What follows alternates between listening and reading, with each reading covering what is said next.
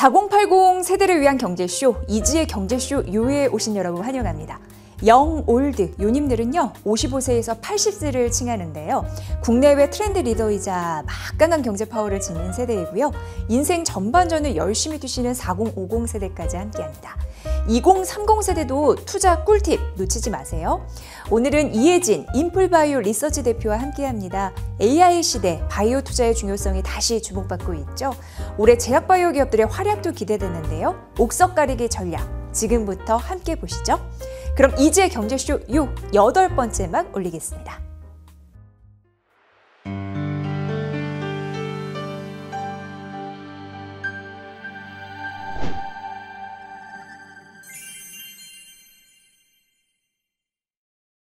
네, 오늘 제약바이오 투자 전략 어떻게 하는지 여러분께 자세하게 말씀드릴 텐데 일단 제가 대표님께 투자자 입장에서 질문을 오늘 많이 드릴 것 같습니다. 네. 투자할 때 그 전략상 포트폴리오 왜 달걀도 한 바구니에는 남지 않잖아요. 그런 의미에서 제약바이오는 전체 자산 중에 그러니까 투자 자산 중에 몇 %를 담는 게 가장 현명할까요? 바이오가 예.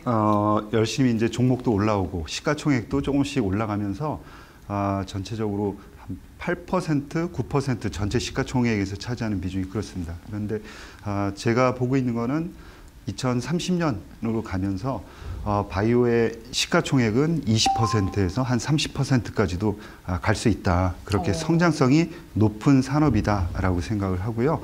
예. 아마 국내 이제 국가 발전을 위해서도 바이오 산업이 크게 성장하는 게 중요하지 않을까. 그런 측면에서 바이오의 전체 주식 자산에서의 비중을 한 20% 이상으로 하는 게 좋다라고 생각을 합니다.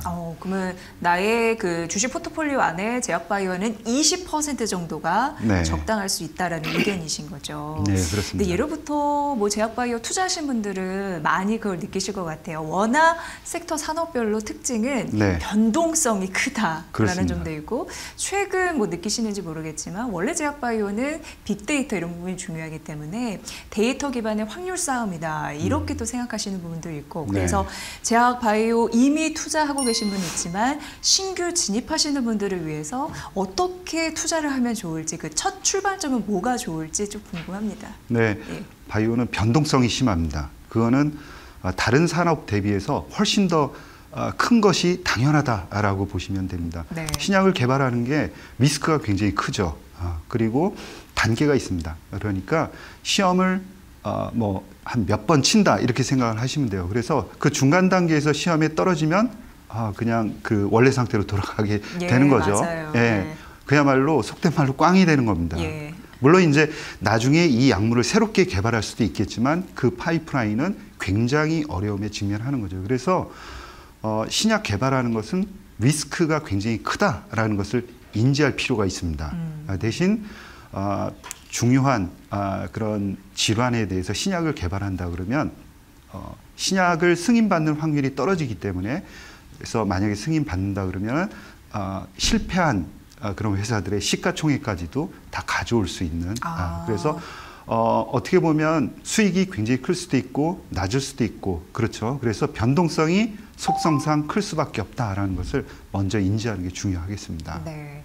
그래서 신약 개발에 대한 꿈이 만약 이루어지면 그 바이오의 시총이 엄청나게 커지잖아요. 그렇죠. 네, 그런 의미에서 어떻게 보면 속된 얘기일 수도 있지만 대박을 꿈꾸는 네. 관련주로 또 제약 바이오주가 네. 한때 이제 각광받기도 했는데 워낙 임상을 가다 보면은 실패할 확률도 있기 때문에 네. 그럴 때 이제 변동폭이 커진다라는 투자 유의사항 네. 그런 건 여전한 거죠. 네.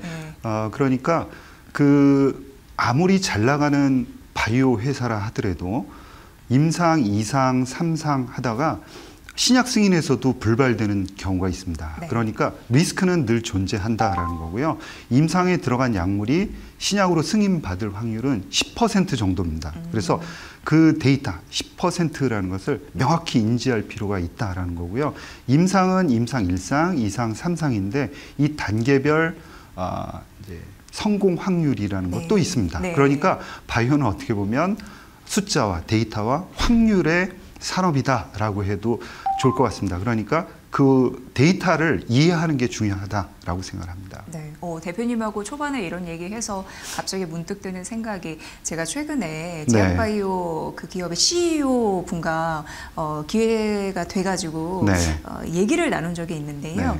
최근 이제 AI가 어디 가다 다 붙잖아요. 근데 AI 시대가 되면서 제일 영향력을 크게 받을 수 있는 산업이 제약바이오 산업이다 이런 얘기를 하시더라고요. 그래서 뭐 지금 신약 개발 이런 말씀도 해주셨지만 신약 개발을 이제 빅데이터를 AI로 잘 훈련시켜서 당길 수도 있고 개발을 또 투자자의 입장에서는 투자의 승률을 높이는 도구로 AI가 또 활용되기도 하고 여러모로 큰 반향을 일으킬 것이다 이런 얘기를 들었는데 대표님은 어떻게 생각하세요? 오랜 동안 제약바이오 또 연구하셨잖아요. 가장 큰 혁신을 일으킬 분야는 아마 금융산업일 겁니다. 그래서 고객 한 분 한 분한테 이제 맞는 그 포트폴리오를 다 구성하기 위해서는 진짜 지금 기술로는 안 되죠. 그래서 어마어마한 그 데이터 가공이 필요할 텐데 그런 분야. 그 다음에 신약 개발 분야가 그 다음입니다. 그래서 신약 개발 분야에서도 아주 초기 단계, 그러니까 신약을 개발하는 단계는 일단 물질을 발굴하고 사람에게 투여하는 그런 과정으로 크게 나누어 볼 수 있는데요. 이 전 단계인 신약을 발굴하는 단계에서 많은 계산이 들어갑니다. 그리고 임상 단계에 들어가면은 일단 그 확인된 약물을 환자에게 투여하고 어떤 반응이 일어나는지를 보는 거죠. 그 과정은 지난한 과정이 이어집니다. 왜냐하면 시간이 지남에 따라 어떤 반응이 있는지도 봐야 되기 때문에 시간을 당기기가 굉장히 어려워요.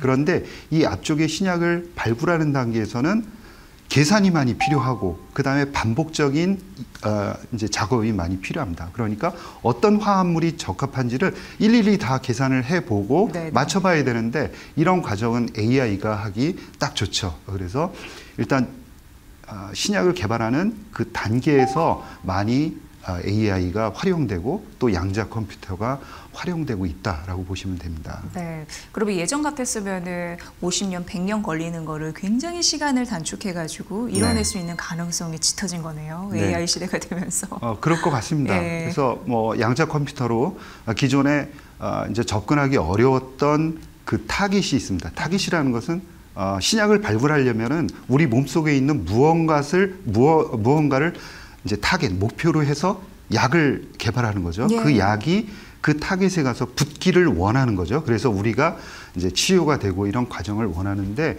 그 타겟하고 정확히 맞는 물질이 어떤 물질이냐를 계산하기 위해서는 이 타겟이 어떻게 생겼는지 그리고 어떤 요 약점과 사이트를 가지고 있는지 그 사이트를 어떻게 공략할지를 계산하는 게 굉장히 어렵죠. 그래서 AI라든가 아니면 양자 컴퓨터 이런 도움을 받아서 기존에는 어려웠던 아마 뭐 50년, 100년 걸려도 과거에는 계산하기 어려웠을 겁니다. 그런 어려운 그 과제라든가 목표를 굉장히 시간을 줄여서 지금 발굴하고 있고 또 속도를 내고 있다라고 보시면 됩니다. 네. 근데 최근에 대표님 이러한 현상들이 생기고 있습니다. 뭐냐면 글로벌 AI 선두 기업이라고 할 수 있는 엔비디아가 글로벌 신약 개발에 대한 생태계에 진입을 했습니다. 최근 보면은 그 신약 개발해서 자체적인 AI 그 플랫폼을 또 출시해서 세상에 내놨잖아요. 그럼 딱 생각하기에 이제는 이제 빅테크가 이런 제약바이오 생태계에 들어왔다라는 것도 이거 엄청난 일이네 이런 생각이 들거든요. 앞으로 이런 흐름도 가속화될 것 같습니다. 그러니까 산업과 산업 간에 연결이 계속 되고 있는 듯한 느낌도 들고요. 그렇죠. 말씀하신 대로 엔비디아라든가 또 구글 같은 딥마인드 이런 회사들이 들어와서 아까 말씀드린 대로 그 바이오 의약품을 만들기 위해서는 우리 몸속에 있는 바로 그 타겟을 공략하는 물질을 만들어야 되는데 이 그 타겟의 모양새 3차원 구조라든가 이 3차원 구조에 딱 맞는 물질을 발굴하는데 빅테크가 기여를 하는 거죠. 그래서 예를 들어서 바이오니모 같은 엔비디아의 바이오니모 같은 경우에는 우리 사람 몸에 있는 뭐 예를 들어서 유전자 관련한 그 다음에 세포의 영상 데이터라든가 이런 모든 기초적인 파운데이션 데이터를 모두 가지고 있는 AI, 생성형 AI다라고 보시면 되고요. 그 생성형 AI를 가지고 이제 데이터를 돌려서 이제 바이오 기업들이 원하는 타겟에 대한 그런 약물 발굴을 해주는 기업입니다. 뭐 이제 말씀드렸지만 뭐 딥마인드라든가 네. 딥마인드 같은 경우에는 따로 이제 아이소모픽 랩스라는 그런 그 회사를 만들어서 알파폴드로 많은 그 이 타겟에 되는 그 3차원 구조를 지금 굉장히 빠른 속도로 밝혀내고 있거든요. 따라서 지금 빅파마 그리고 빅테크 그리고 그 특정한 분야에서 그 신약을 발굴하는 특정한 기술들을 아주 잘 갖추고 있는 또 바이오텍들이 있습니다. 네. 작은 회사들이지만 특정한 분야에 이런 회사들 그리고 대학까지도 이렇게 연계해서 같이 협업을 해서 신약 개발 속도를 올리고 있다라고 보시면 됩니다. 그러니까 빅파마 그리고 빅테크, 예, 빅테크 연구기관, 예, 바이오테크, 예, 예. 그리고 빅 바이오텍, 예, 작은 예. 그 AI 바이오텍 같은 회사들 이렇게 예. 어느 한 회사가 독점하는 게 아니라 다 모여야지만 일이 됩니다. 그렇겠네요. AI 시대는 더 연결, 그야말로 링크 그렇습니다.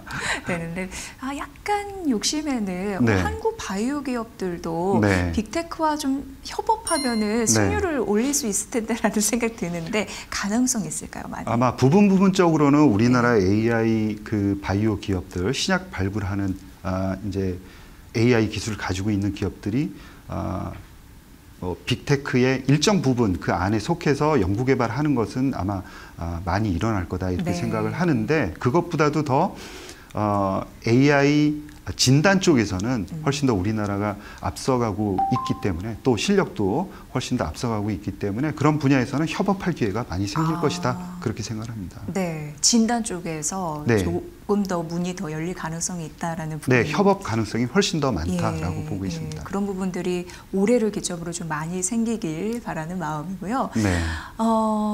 사실 이제 제약바이오 투자를 좀 권장하는 의미에서 이런 콘텐츠를 만들면 되게 어떤 분들 같은 경우에는 네. 손사래를 막 이렇게 치시면서 왜 그럴까라고 가만히 생각해보면 예전에요. 왜 신라젠이나 헬릭 스미스가 좀 네. 아픈 상처를 남기고 그렇죠. 갔잖아요. 네. 그걸 떠올리신 분들도 계시는 것 같고 그런데 우리가 생각해보면은 실수 없는 발전은 없다고 네. 하잖아요. 네. 그런 의미에서 봤을 때 분명히 우리에게는 깨달음을 주는 이슈이기도 했었고 앞으로 남은 과제이기도 한데 어떤 얘기를 좀 해주고 싶으신지요? 말씀하신 중에 제가 이제 솔직히 말씀을 드리면 네. 실수는 언제든지 용납이 돼야 됩니다. 우리도 공부할 때 뭐 엄청 틀리지 않습니까? 그걸 뭐라 그러면 어떡합니까? 네. 몰라서 틀리는 예. 거를 열심히 하려고 그러는데 모르는 거죠. 점수도 안 나온다 그러면 그걸 뭐라고 할 수는 없어요. 그런데 그렇지 않고 이제 뭐 부모님께 뭘 받아가지고 다른 데 가서 다른 짓 하고 이러면 혼나지 않습니까? 네. 그거하고 마찬가지 개념이다 그렇게 생각을 하고요. 솔직하게 그러니까 신뢰성을 가지고 특정한 약물 개발을 하기 위해서 이제 다 오픈을 하면서 적극적으로 신약을 개발하고 임상 데이터를 나왔을 때 실패했다 그러면은 당연히 받아들여야 됩니다. 신약 임상 단계에 들어가서 성공할 확률이 10%밖에 안 됩니다. 그러면 90%는 전부 다 욕을 먹어야 되는데 네. 사실 욕을 먹지는 않죠. 그러니까 열심히 하려다가 이제 실패했다라고 이야기하는 거고요. 그 데이터는 전부 다 이제 쌓이게 됩니다. 중요한 거는 임상 이상 단계라는 건 무엇을 의미하냐면 약물이라는 게 부작용과 그다음에 치료 효과가 있어야 됩니다. 그렇죠. 그렇죠? 암 환자에게 너무 이 약이 독극물처럼 작용을 한다 그러면 환자가 이제 치료받을 수 없겠죠. 두 번째는 치료 효과가 있어야 됩니다. 예. 물처럼 뭐 몸에는 좋지만 아무런 치료 효과가 없다 그러면 그것도 안 되죠. 그래서 임상 이상 단계에서는 치료 효과를 검증하는 단계입니다. 그런데 이 치료 효과가 어느 정도 검증된 상태에서 임상 3상으로 들어가야 되는데 아까 말씀하신 이제 헬릭 스미스라든가 신라젠 이런 부분들은 데이터를 이렇게 보면 자세히 들여다보면 임상 이상에서 성공할 것이다라는 그런 확률이나 기대감을 줄 수가 없어요. 그런 상태에서 예. 약간 무리하게 임상 3상으로 넘어갔다라는 거죠. 그게 공통점이었던 예, 두 거죠. 공통점이다 예. 그렇게 예. 생각을 하고요.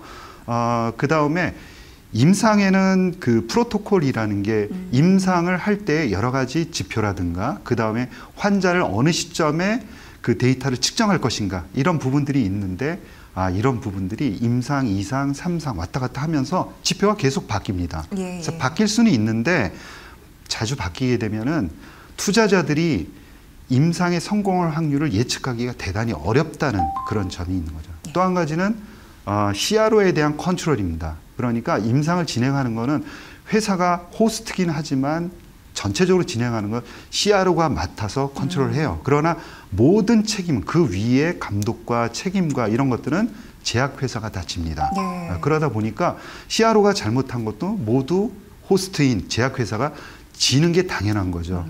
자식이 잘못하면 책임제 같이. 부모가 예. 책임지는 것처럼 예. 그렇습니다. 그래서 회사가 모든 것을 책임지는 게 그게 당연하고 그렇게 받아들여져야 됩니다. 그런데 CRO를 컨트롤하는 능력이 당시는 없었죠. 근데 이 자체도 뭐 탓할 수는 없습니다. 워낙 경험이 없고 그러다 보니까 네. 그럴 수 있다는 겁니다. 그런데 마지막으로 신뢰성입니다. 그러니까 데이터를 있는 그대로 또 커뮤니케이션을 하고 해야 되는데 그렇지 못했다라는 점이고 이런 그 임상 데이터 이외에 또 경영이라든가 이런 부분에 있어서 굉장히 실망을 많이 시켰죠. 네. 그러다 보니까 이 전체적으로 컨트롤이 잘 안 됐다. 그렇게 말씀드릴 수 있습니다. 네. 이 제약바이오 보면은 사실 도전하기 때문에 실패가 나오는 거고 네. 실패를 수정하다 보면은 결국 또 신약 개발이 이루어지는 거고 그 자연스러운 과정이긴 한 것 네, 같습니다. 근데 생각을 해보고 또 말씀을 들어보면 신라젠과 헬릭스미스 같은 경우에는 임상 2상을 제대로 하지 않은 상태에서 3상으로 넘어왔기 때문에 결과가 좋지 않았다라는 공통점이 있다는 거죠. 그렇죠. 임상 2상에서 예. 임상 3상으로 올라갈 만한 예. 그런 데이터를 뽑고 네. 그리고 그 근거로 해서 올라가야 되는데 임상 2상에서 임상 3상에서 좋은 효과를 낼 만한 그런 근거를 찾기가 굉장히 부족합니다. 그런데 임상 3상으로 올라갔다는 것 그 자체만으로 네. 성공 가능성이 굉장히 열린 것처럼 예. 그래서 글로벌리 임상 3상에 올라가면 성공 확률이 50% 이상이 됩니다. 그러니까 이 약물도 그러면 50% 이상이 되는 거 아니냐 이렇게 생각할 수 있는데 임상 3상에 올라갔다고 해서 성공 확률이 글로벌 임상 성공 확률을 적용한다? 그거는 안 되는 거죠. 예. 네, 그래서 그 차이점을 명확하게 그 뭐 금융업계에서나 아니면 회사에서나 그런 점을 공표를 하고 그 다음에 투자자들도 그런 것들을 인지를 했어야 되는데 예. 모든 것들이 잘 안 이루어진 이제 상황이었다라고 네. 볼 수가 있습니다. 네, 그래서 제약바이오 뭐 입장에서도 그렇고 임상 3상으로 간다고 그러면 뭔가 될 것 같은 느낌이니까 좀 성급하게 발표하거나 무리하게 끌고 가는 부분이 있는데 사실 그러지 말고 투자들에게 조금 더 투명하게 네, 알려주는 예, 것도 예. 굉장히 중요하겠네요. 네, 산업을 위해서 굉장히 예, 중요하겠죠. 예. 네. 그런 저희가 뼈 아픈, 좀 아픈 그런 교훈이 있었다. 네. 이런 부분으로도 투자 전략 세우실 때 꼼꼼히 좀 점검을 해봐야 할 투자자의 기본 자세 이런 건 있는 거고 이런 와중에 그 유한양행에서요. 그 폐암 신약인 렉나자가 또 글로벌 무대에 화려하게 또 데뷔를 하면서 이거는 새로운 국면에 진입했다라는 좋은 그 칭찬 그렇죠. 많이 받았잖아요. 이런 거 보면서 국내 제약바이오 기업들의 그 신약 개발 능력이 이제 많이 올라왔나 네. 이런 기대를 또 품게 했습니다. 굉장히 중요한 이정표를 세운 것 같고 네. 대표님 어떻게 보셨습니까? 어떻게 의미를 부여할 수 있을까요? 요거를 이제 조금 전에 우리가 대화했던 거를 거꾸로 이제 적용을 시키면 됩니다. 그러면 임상 이상에서 글로벌 신약으로 승인 받을 정도의 그런 데이터를 확보를 했느냐, 그 근거가 네. 있느냐, 충분히 그렇게 이제 데이터를 확보를 했죠. 이 부분은요. 네, 그 예. 렉나자 같은 경우에는 그렇죠. 렉나자에는 공표를 했죠. 그러니까 빅파마에게 기술 수출까지 되었겠죠. 이런 부분입니다. 그래서 글로벌리 일단은 베스트 인 클래스, 그러니까 이 약이 만들어진다 그러면 최고의 그 질병에 대해서 최고의 약물이 될 거냐, 그 가능성을 보였다는 거죠. 예. 네. 그리고 그 빅파마가 이제 가져가서 임상을 진행을 하다 보니 임상 경험이 그들은 많을 거 아닙니까? 네네. 물론 이제 우리나라 회사가 유한양이 직접 했으면 좋겠지만 아마 여러 가지 전략적인 측면이 있죠. 왜 그러냐면 임상 3상을 일단 성공시키는 거, 그 다음에 기술 수출을 했기 때문에 당연히 이제 그들 회사가 이제 해야 되고 나중에 이제 약을 파는 게 목적 아니겠습니까? 예. 승인과 팔아야 되는데 마케팅 능력까지도 다 가지고 있기 때문에 빅파마들은 그 마케팅도 엄청 돈 많이 써야 되죠. 그렇죠. 엄청나죠. 그리고 예. 마케팅 파워라는 게 또 있지 않습니까? 예.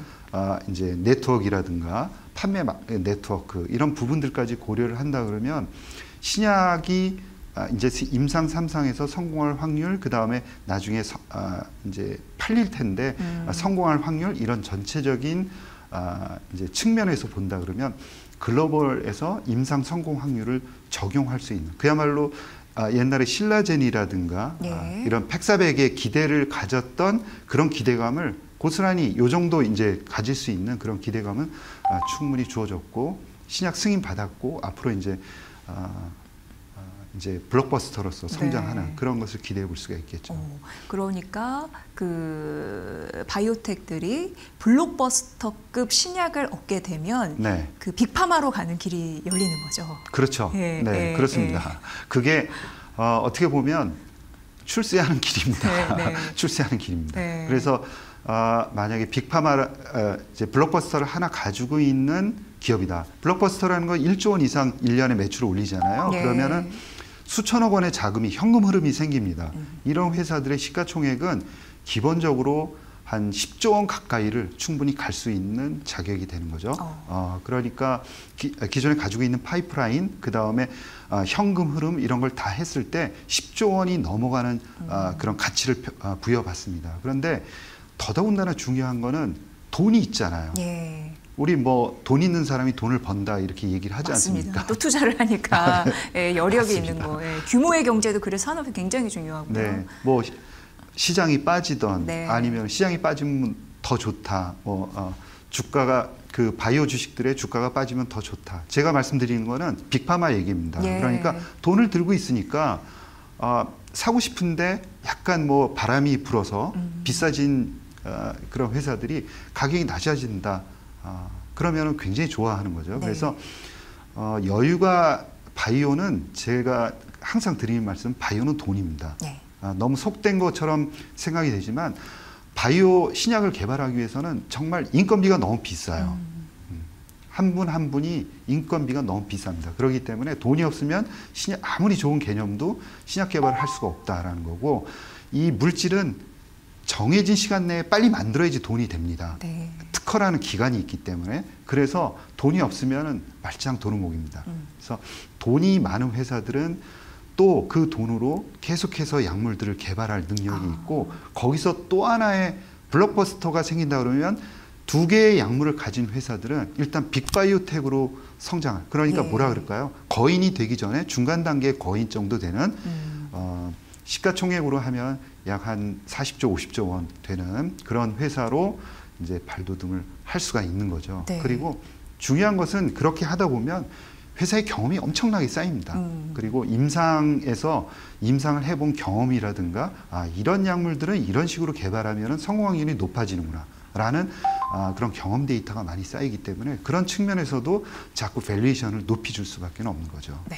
그렇다면 빅바이오텍 그 다음이 이제 빅파마로 가는 길인데 네. 보통 이 둘을 분류하는 거는 뭐 연 매출인지 네. 아니면 블록버스터급 신약을 몇 개 가지고 있을 때를 네. 분류를 하는 건지 그 개념을 잠시 좀 설명해 주세요. 사실 개념은 정해진 건 없습니다. 예, 어디에도 빅파마의 개념, 빅바이오텍의 개념은 없고 그래요. 개념은 없지만 제가 그 기업들을 쭉 보다 보니까 일단 빅파마라고 이야기를 들으려 그러면 적어도 시가총액이 한 150조 원 이상, 200조 원 그 넘어가는 그 경계선인 것 같아요. 150조에서 200조 원 이상 넘어가는 회사들 글로벌리 랭킹 한 15위까지는 12에서 15위까지는 빅파마로 이렇게 해줄 수가 있고요. 그 다음번에 시가총액 한 50조 원 이상부터는 뭐 40조 원, 50조 원 이렇게 되는 회사들을 보면은 면면이 블록버스터를 한 2개 정도는 들고 있습니다. 그래요. 예. 네. 그리고 이익 기준으로 한 1조 원에서 한 3조 원 사이를 꾸준하게 냅니다. 영업이익으로. 연간 말씀하시는 그렇습니다. 거예요? 지금은 다 연간입니다. 예. 그리고 이제 매출액으로는 한 3조에서 5조 정도 요 빅바이오텍이 그 정도 수준이죠. 그래서 우리나라 빅바이오텍이 이게 뭐 굉장히 쳐다보기 힘든 그런 굉장히 높은 거냐? 네. 제가 보기엔 그렇지 않거든요. 그래요. 예. 그래서 빅바이오텍이라는 그런 용어도 이제 우리가 익숙해져야 된다라는 그럼요. 생각이죠. 그래서 빅테크만 익숙해질 게 아니라 그렇죠. 빅바이오텍도. 빅테크는 너무 익숙한데 예. 빅바이오테크 그러면 뭔가 그거는 우리나라에서는 나오기 힘든 거 뭐 이렇게 생각하시는데 그렇지 않습니다. 내년 내후년으로 가면서 블록버스터가 이제 나오기 시작하거든요. 그러고 2030년으로 가면은 이제 블록버스터 2개 이상 가지고 있는 회사들이 나오기 시작하면서 우리나라에도 이제 신약 개발 회사 중에서 이제 시가총액이 40조 원, 50조 원 이렇게 가는 회사들이 생길 걸로 저는 보고 있습니다.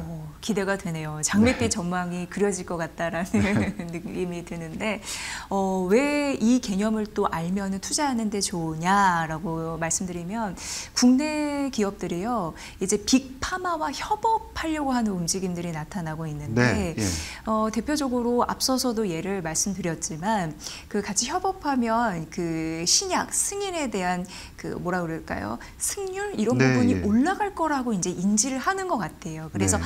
자체 개발도 중요하지만 빅파마의 힘을 좀 빌리자 이런 식들이 많이 커진 것 같습니다. 네, 예. 정확히 맞는 말씀이고요. 예. 그거는 앞면을 말씀해 주셨는데 그 뒷면을 보면은 빅파마가 그냥 가져가는 게 아닙니다. 예. 지금 최근에 두 가지를 좀 우리는 그 포인트를 맞춰야 되는데요.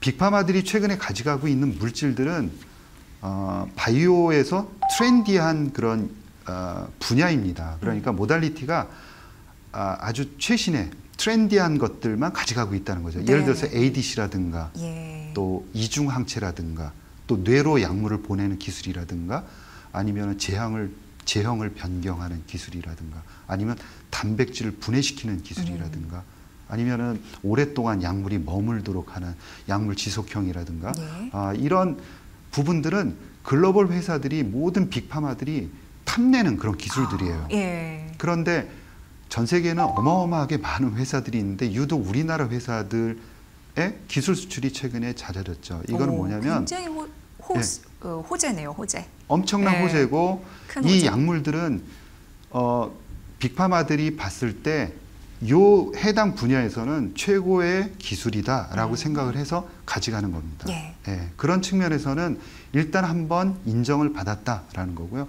과거에도 인정을 받았지만 그 의미에 대해서는 깊이 생각하기 되게 어려웠죠.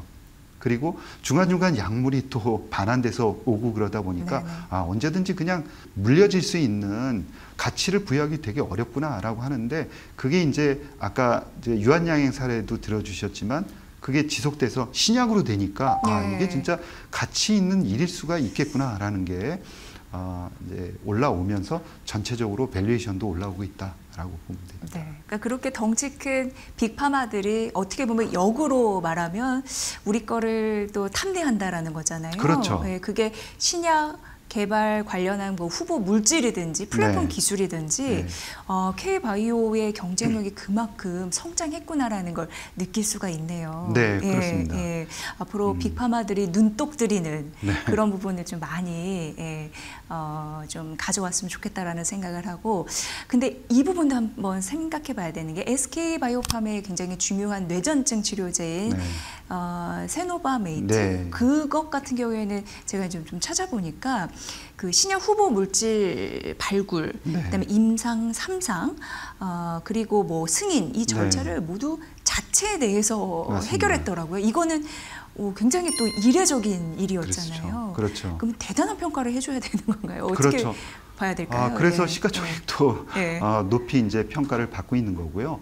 세노바메이트가 블록버스터로 성장을 하고 있습니다. 예. 그래서 최근 성장세가 굉장히 가파르기 때문에 그 블록버스터 되는 시기를 애널리스트들이 조금씩 앞당기고 있어요. 예. 그래서 2027년, 8년, 이제 과거에는 이제 8년, 9년으로 봤었는데 조금씩 앞당기고 있습니다. 그러니까 말씀하신 대로 정말 대단한 게 처음부터 개발부터 승인, 그 다음에 마케팅까지 자체 마케팅 그런 조직을 가지고 미국에서 마케팅을 하고 있고 경쟁사 대비해서 굉장히 약물이 이제 약물을 팔기 시작해서 특정 기간까지 본다 그러면 가장 빠른 속도로 성장하고 있거든요. 예, 약물의 그런 효과 이런 부분에서 인정을 받고 있다 이렇게 봐야 될 것 같고요.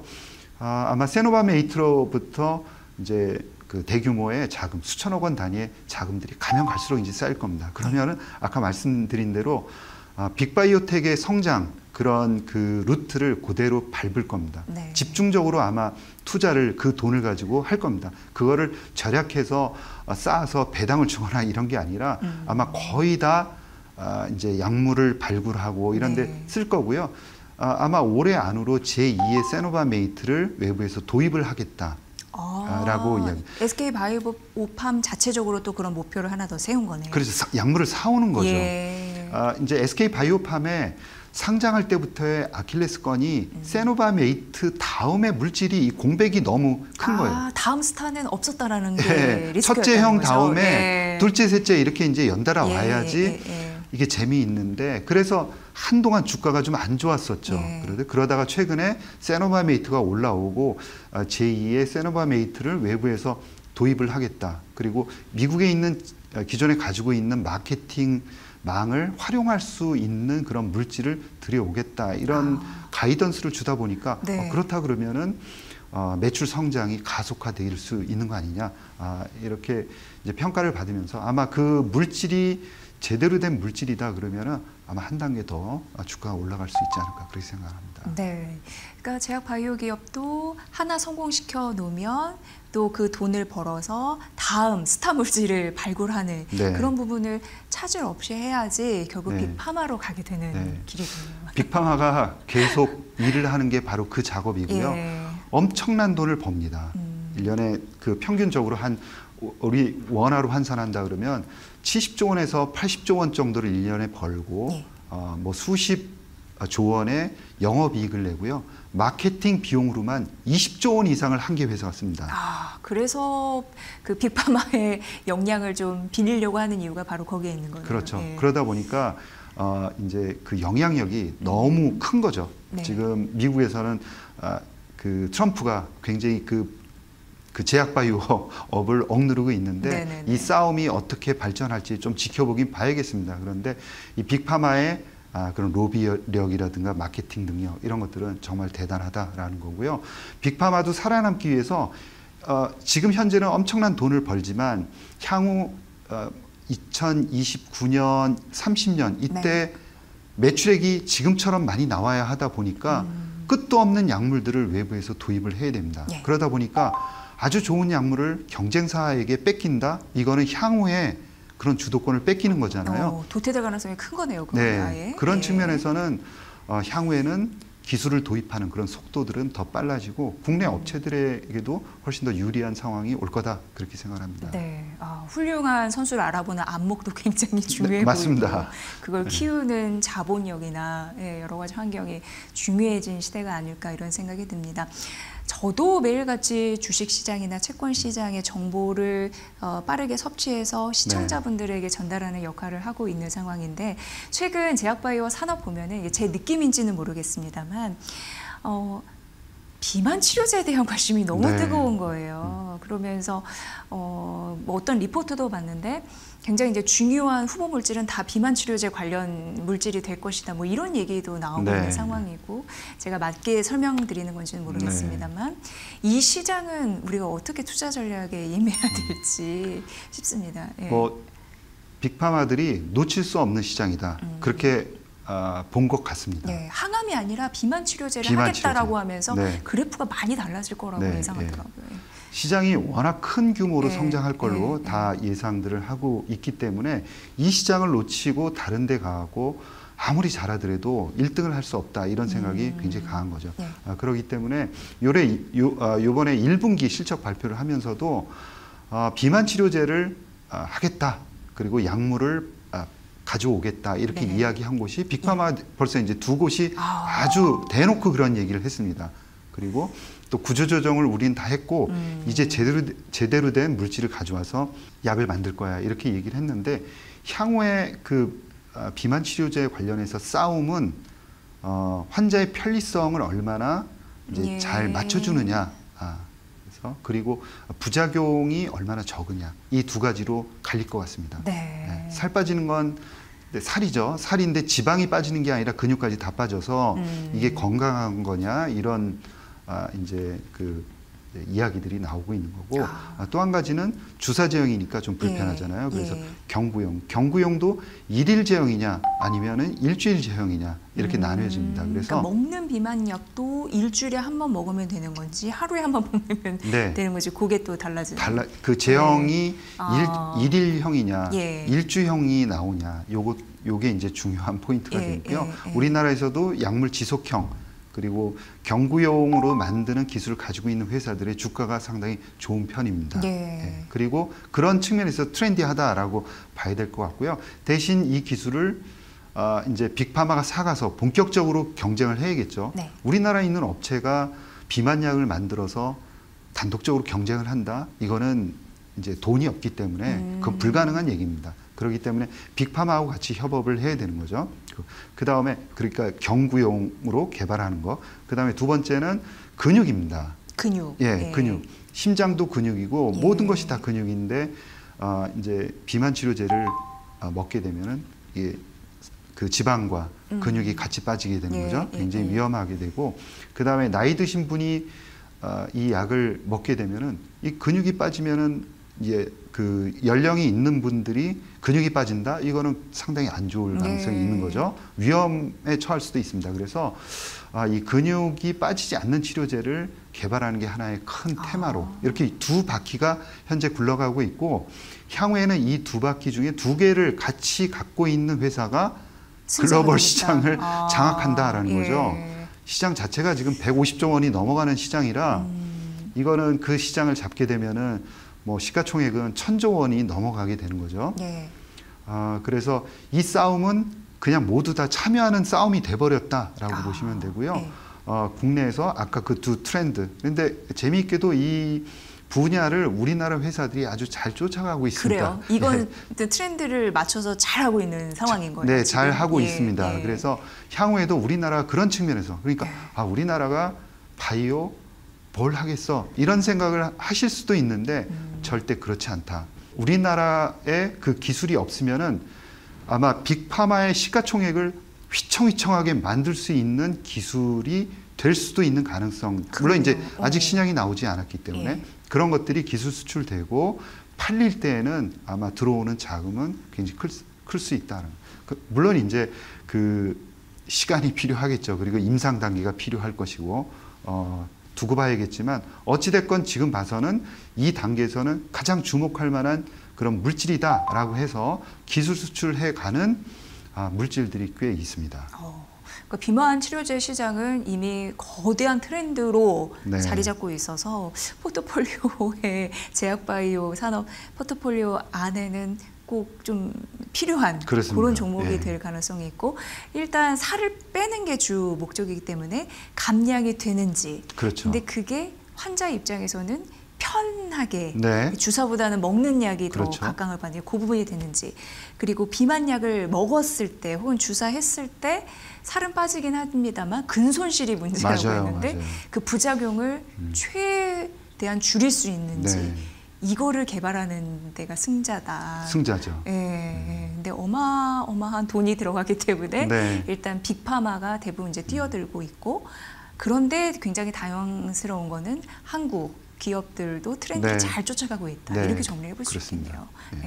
비만 치료제 시장 굉장히 중요한 그런 또 투자 포인트이기 때문에 말씀을 드렸고 국내에서는 혹시 이렇게 눈여겨봐야 할 기업은 혹시 있을까요? 근육과 관련해서는 지금 올릭스라는 회사가 기술 수출을 했고요. 제가 그 다음번에는 한미약품의 이제 전임상 단계의 물질이 있습니다. 근손실과 관련해서 이 두 회사가 다 근육 손실과 관련한 물질입니다. 그렇기 때문에 좀 잘 지켜봐야 된다라고 생각을 하고요. 팩트론 그런 회사들도 좀 잘 지켜봐야 된다라고 생각을 합니다. 네, 비만 치료제 시장에 대한 관련 이슈가 나올 때마다 테마주로 이렇게 묶여서 올라갔던 종목들이다라고 인지가 돼요. 네. 네, 잘 참고를 해보시면 도움이 되실 것 같고요. 앞서서 대표님이 잠시 언급을 해주셨는데 미국과의 관계 이런 부분 좀 신경이 씁니다. 네. 트럼프 대통령이 이제 다시 집권을 하면서 2기 행정부가 시작이 됐는데 굉장히 강한 미국 우선주의를 지금 외치고 있는 상황에서 네. 제약바이오 산업 같은 경우에는 뭐 관세 리스크 이런 부분도 신경을 써야 했고 지금 미국 FDA 같은 경우에는 신약 승인에 대해서도 굉장히 뭔가 까다롭게 할 것 같은 느낌적인 느낌도 네. 듭니다. 그러니까 제약바이오 내부적으로 경쟁도 치열하고 해야 할 과제도 있는 상황인데 네. 대외적인 변수도 이제 신경을 많이 써야 될 것 같은 느낌이 들거든요. 네. 어떻게 우리는 이 이슈를 바라봐야 될까요? 여기 돈이 많으니까 너희들이 어떻게 좀 내라 이런 이제 이야기인 것 같아요. 그리고 이제 몇 가지로 나눠서 얘기를 해보면 관세와 관련해서는 분명합니다. 예. 액션이 분명한 게 공장을 가지고 들어오라는 거예요. 이거는 트럼프 생각만은 아닙니다. 미국 의회에서도 미국 공장, 그 중요한 바이오 제약 기술을 가지고 있는 그 생산 공장을 미국으로 가지고 들어오는 게 대단히 중요하다. 예. 이거를 놓치면 안 된다. 이거는 타협의 대상이 아니다. 그거를 빅파마들이 인지를 하고 지금 최근에 몇십조 원 단위의 투자를 하겠다 이렇게 다 이야기를 하고 있어요. 네, 빅파마들은. 그래서 그 미국의 제약 그 약을 만드는 공장을 가지고 들어오는 거는 이거는 무조건 이제 뭐 양보를 하거나 이런 건 없다라는 거죠. 관세 정책은 바로 그걸 대비해서 가는 거고 그다음에 약가 인하입니다. 예. 네. 약가 인하와 관련해서는 어떻게 승부가 결정날지 모르겠어요. 말씀드린 대로 이게 그 빅파마들의 파워도 만만치가 않습니다. 그렇죠. 네, 로비력이 엄청나거든요. 1라운드 그러니까 트럼프 1기 정부에서는 트럼프가 패했어요. 그래서 2라운드에서는 막 트럼프도 생각을 많이 할 텐데 제대로 한번 붙자 뭐 이런 것 같아요. 그런데 요번에도 이제 만만치 않다. 근데 트럼프도 아마 어떻게 해서 그 당시에 생각을 관철시키지 못했는지 잘 파악을 하고 있을 테니까 요번에도 줄 거는 주고 받을 건 받겠다라는 거죠. 최근에 보면은 약가를 미국에서는 인하를 해라. 예.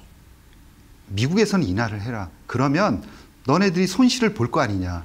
그러면 그 손실을 보는 부분만큼을 각국을 다 목을 비틀어서 약가를 올려줄게.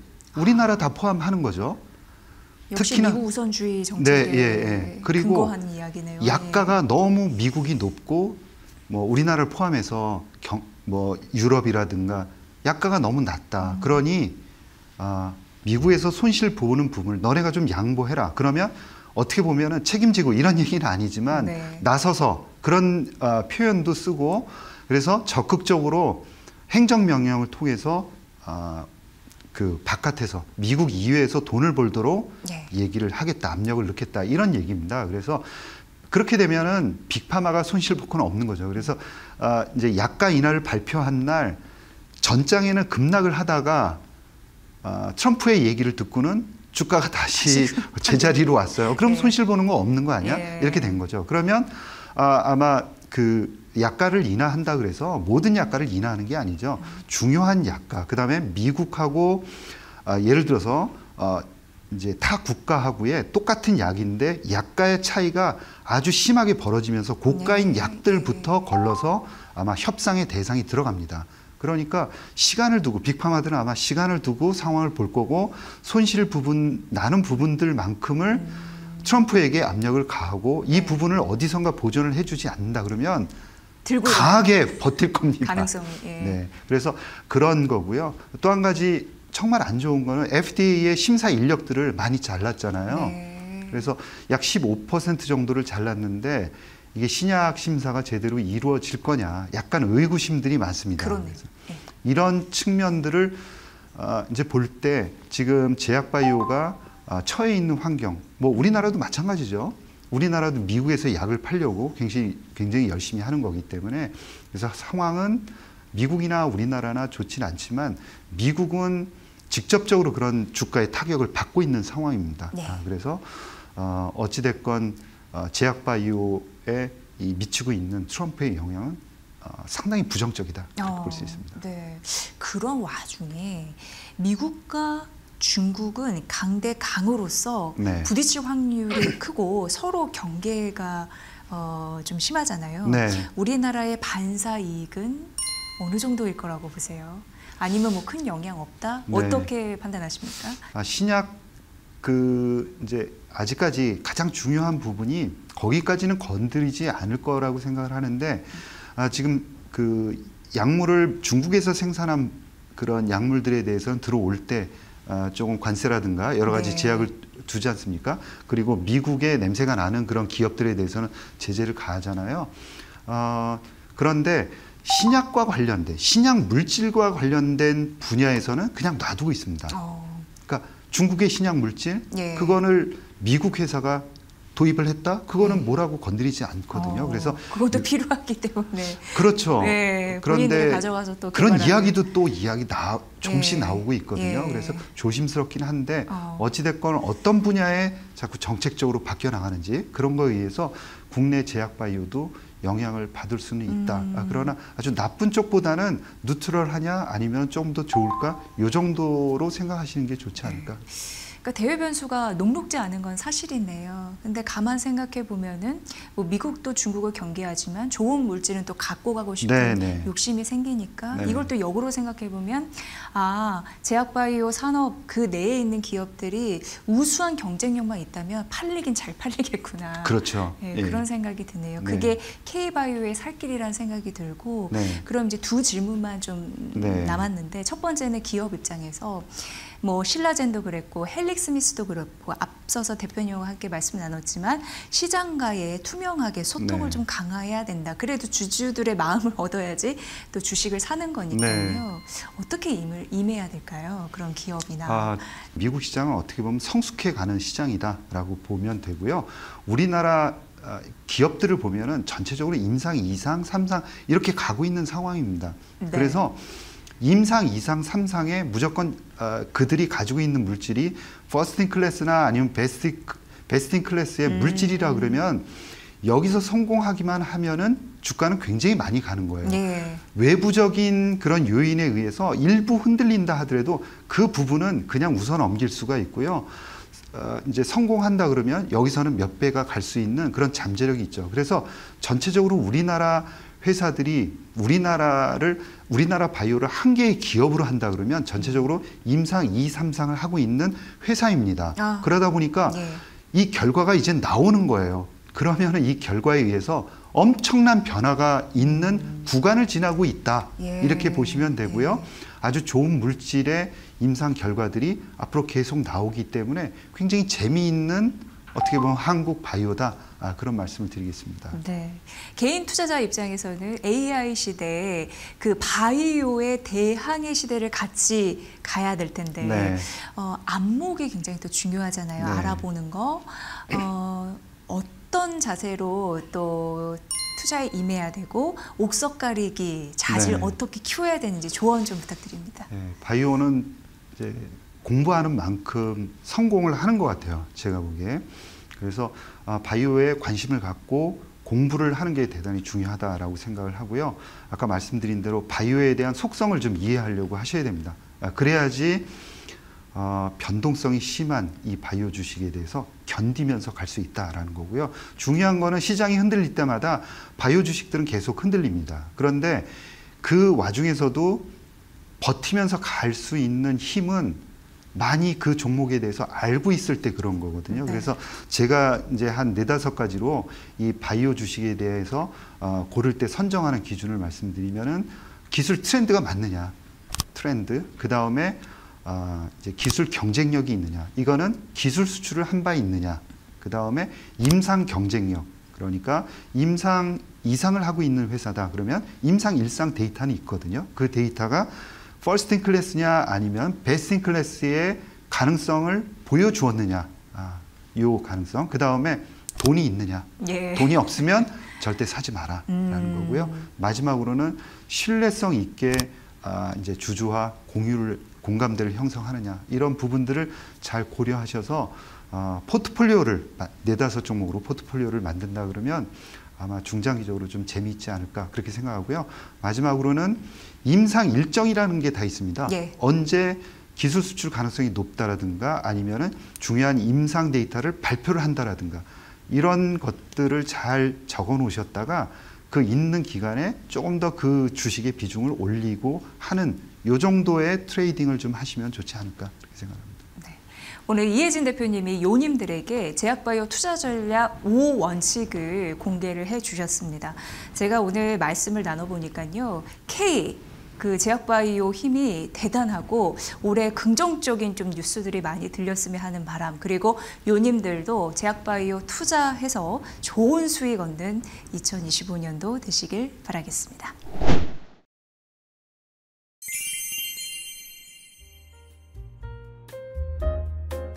이지의 경제쇼 요 8번째 쇼 즐겁게 보셨나요? 제약바이오 기업은 대한민국의 미래 성장 동력입니다. 특히 AI 시대를 맞아서 바이오 신약 개발에 대한 기대감이 커지고 있죠. 이 제약바이오 투자 전략에서는 날카로운 투자 감각이 더욱 중요해졌습니다. 올 한 해 요님들의 제약바이오 투자 승률이 높아지길 바랍니다. 내 소중한 자산, 내 삶의 가치를 지키는 법, 이지의 경제쇼 요가 계속해서 알려드릴게요. 다음 쇼도 기대해주세요. 아참, 이혜진 대표가 요님들께 들려줄 얘기가 있다고 하는데요. 여러분 바이오 공부 열심히 하세요.